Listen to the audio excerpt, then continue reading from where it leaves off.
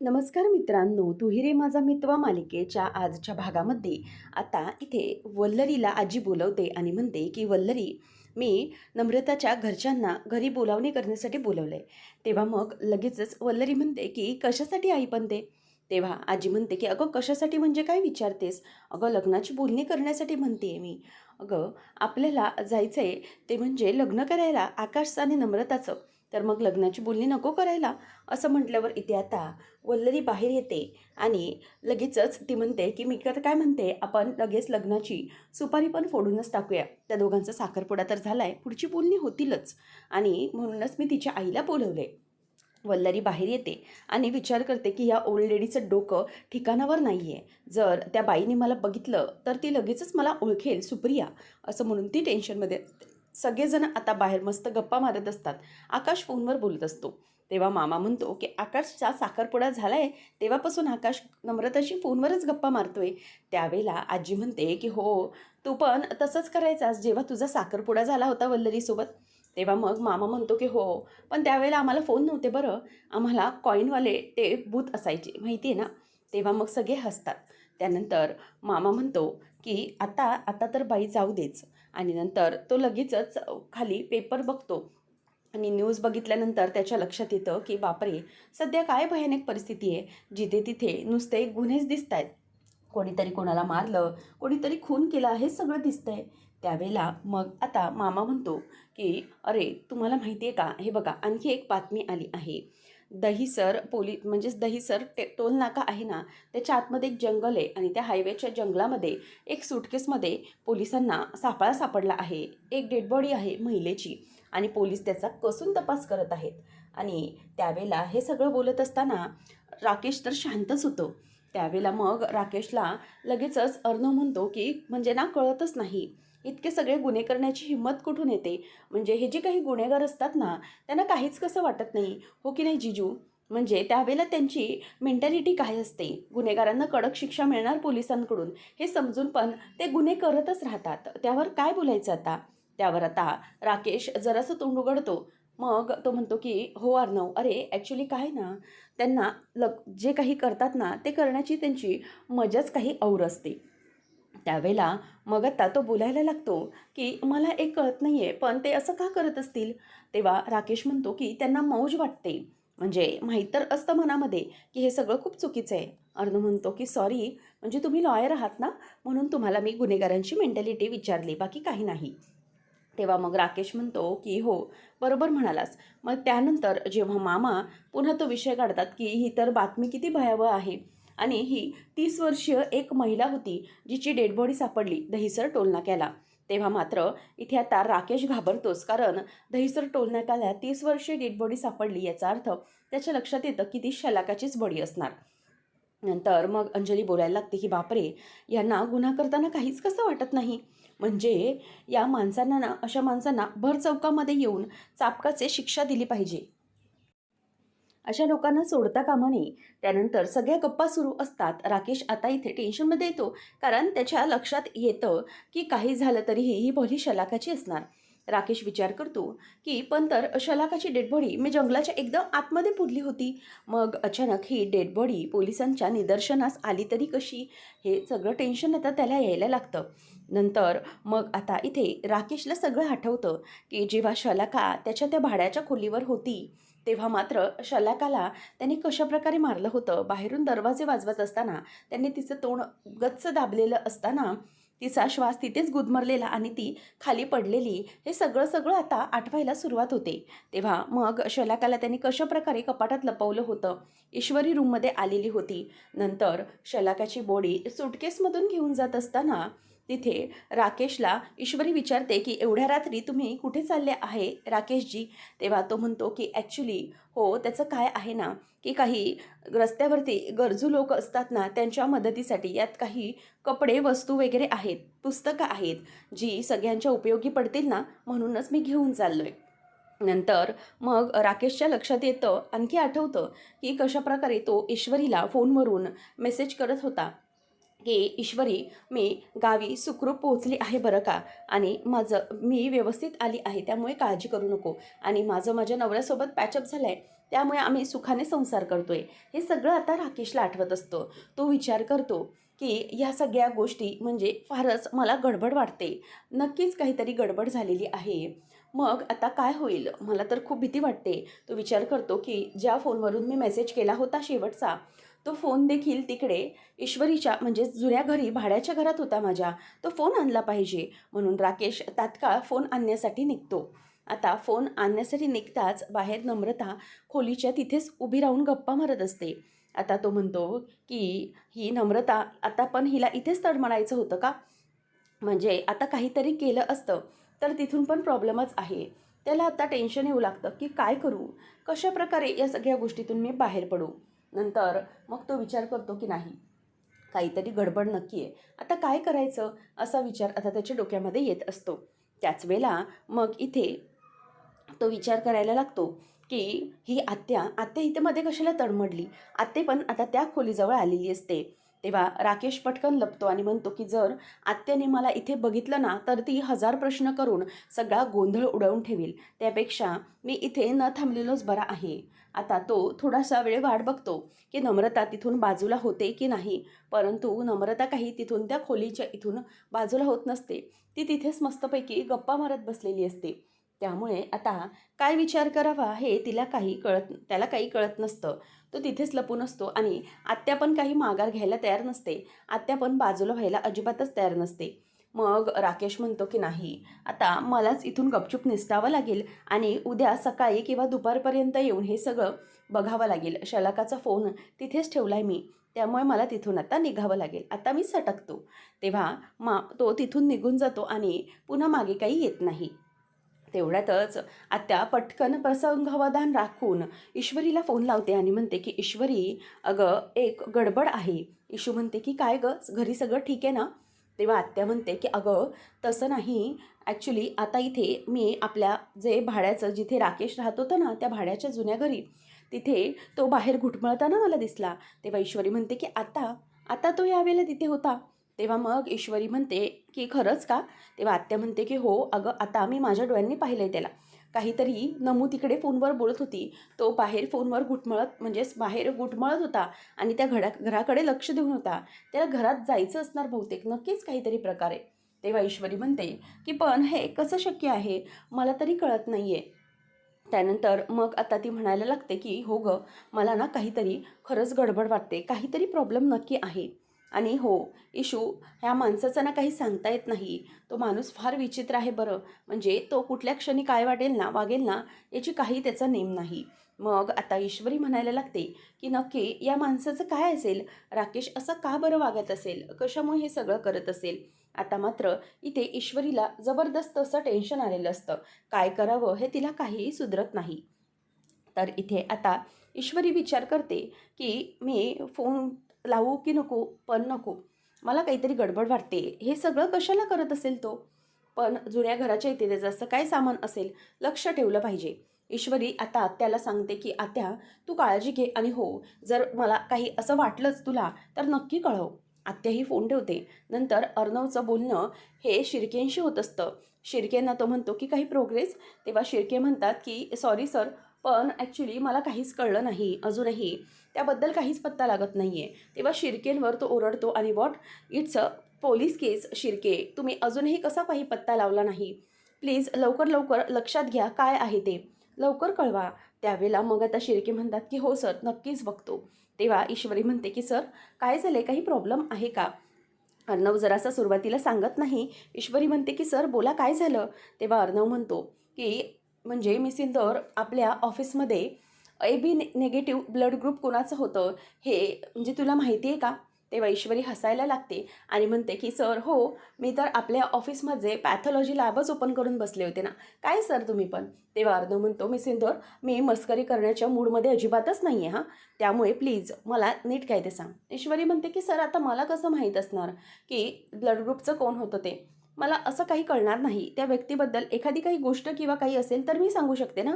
तेव्हा मग अर्णव म्हणतो की एक मिनिट, मला सांग की ह्या आपल्या ऑफिसमध्ये अशा प्रकारची साडी कोण नेसायचं? तेव्हा ईश्वरी मोबाईलमध्ये फोटो बघते आणि म्हणते की हां, शलाका पाटील होते ना आपल्या ऑफिसमध्ये, त्या अशा प्रकारची साडी नेसायच्या. मग त्यानंतर अर्णव म्हणतो की शलाका पाटील आपल्या ऑफिसमध्ये त्या काम करायच्या कॅन्टीनमध्ये का? तेव्हा ईश्वरी म्हणते की हो. अहो तुम्हाला आठवतंय का? म्हणजे चैत्र गौरीच्या वेळेला देवीची ओटी भरण्याचा त्यांना मान मिळाल्या होत्या आणि आपण दोघंही त्यांच्या बाजूने स्टँड घेऊन येतो त्या. तेव्हा मग अर्णवच्या लक्षात येतं की ओ ओ आय रिमेंबर. बरोबर, म्हणजे त्यांची साडी होती का ह्या? तेव्हा आता अर्णव एकदम दचकून खालीच बसतो. तेव्हा ईश्वरी म्हणते की सर काय झालं? असं का करताय तुम्ही? म्हणजे मला कळत नाही, त्यांची साडी काय दाखवताय? म्हणजे ब्लड ग्रुपविषयी विचारताही काही प्रॉब्लेम आहे का? म्हणजे हे सगळं काही गडबड आहे का? तेव्हा तितक्यातच आता अर्णव त्याला पुन्हा एक फोन येतो आणि अर्णवचा फोन बिझी असल्यामुळे ईश्वरीच्या फोनवर शिर्केंचा फोन येतो. ईश्वरी म्हणते की बोला शिर्के, काय झालं? तेव्हा आता ईश्वरी म्हणते की काय प्रॉब्लेम काय आहे? तेव्हा मग शिर्के सांगतात की तुम्हाला मी याच्यासाठी फोन केला की सरांचा फोन बिझी लागतोय. सरांना तुम्ही निरोप द्या की AB निगेटिव्ह ब्लड ग्रुप असलेल्या आपल्या ऑफिसमधल्या त्या बाईचं नाव आहे शलाका पाटील. आता ईश्वरी म्हणते की ओके ठीक आहे, चालेल, मी देते निरोप त्यांना. मग ईश्वरी विचार करते की नक्की हा काय प्रकार असेल? हा सगळा ब्लड ग्रुप वगैरे कशासाठी शोधायचा आहे? नंतर मग अर्णवला ईश्वरी सांगते की आपल्या त्या शिर्केंचा मला कॉल होता की AB निगेटिव्ह ब्लड ग्रुप होतं ते शलाका पाटील यांचं होतं. तेव्हा मात्र आता अर्णवला जबरदस्त धक्का बसतो. तो म्हणतो की व्हॉट, शलाका पाटील ताई? तेव्हा आता ईश्वरी म्हणते की सर काय झालं, प्लीज मला सांगा ना, काय प्रॉब्लेम आहे? तुम्ही काहीच का सांगत नाही आहे? त्यानंतर इथे आता एक मोठी गडबड होते. ते म्हणजे अर्णव सांगतो की मी सिंदूर एक बेकार न्यूज आहे. तेव्हा ती म्हणते की सर काय झालं आहे, काही प्रॉब्लेम? तेव्हा तो सांगतो की हो, मोठा प्रॉब्लेम झाला आहे. ते म्हणजे की तो ब्लड ग्रुप हा ना शलाका पाटील ताईंचा होता आणि मी तुला जे काही सांगतोय ते आता नीट लक्ष देऊन ऐक. कोणाला घरात काही सांगायला जाऊ नकोस, कळलं? तेव्हा ईश्वरी म्हणते की सर पण काय झालं आहे ते प्लीज मला सांगा तरी. त्यावेळेला मग आता ईश्वरीला तो सांगतो की एक मोठा प्रॉब्लेम झाला आहे.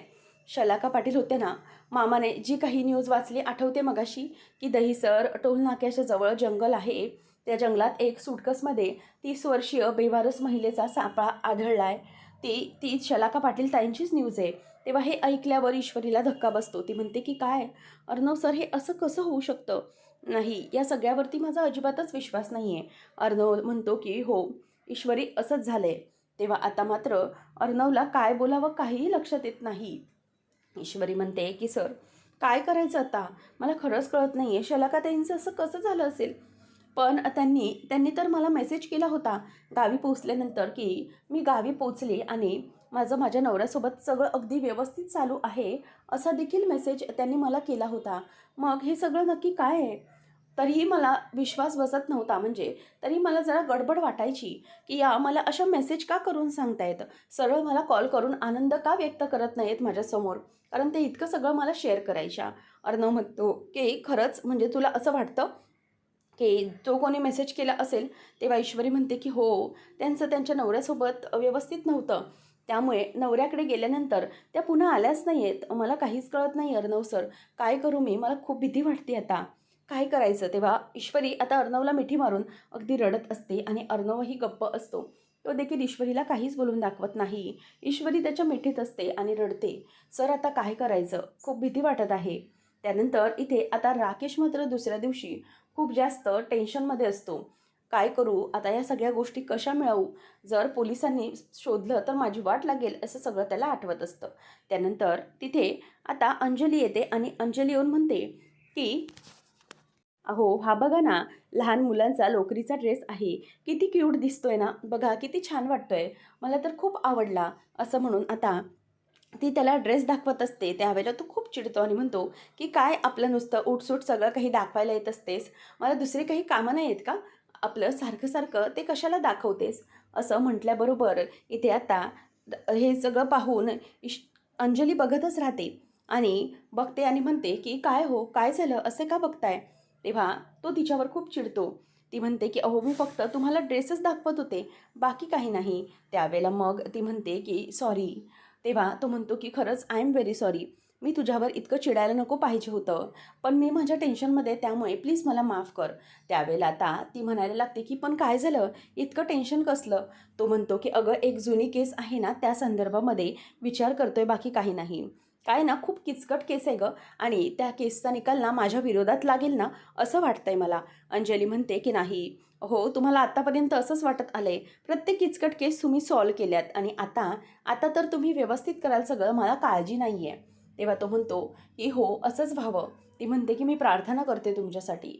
राकेश म्हणतो खरंच मला त्याची गरज आहे, मी येतो. असं म्हणून तो आता जरा बाजूला निघून जातो.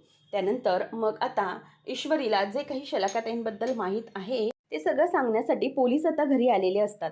अर्णवने पोलिसांना बोलवलेलं असतं आणि पोलीस पहिले सुरुवातीला तिला दाखवतात साडी आणि ही साडी तुम्हाला माहिती आहे का?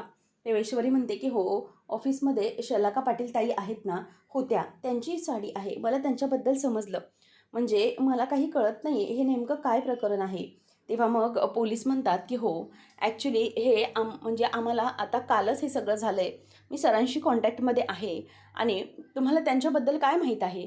ईश्वरी म्हणते की हो, त्या माझ्या अगदी जवळच्या होत्या आणि आमच्या कॅन्टीनमध्ये मीच त्यांना कामाला लावून दिलं होतं. तेव्हा पोलीस म्हणतात की अच्छा, म्हणजे तुम्हीच त्यांना कामाला लावलं होतं.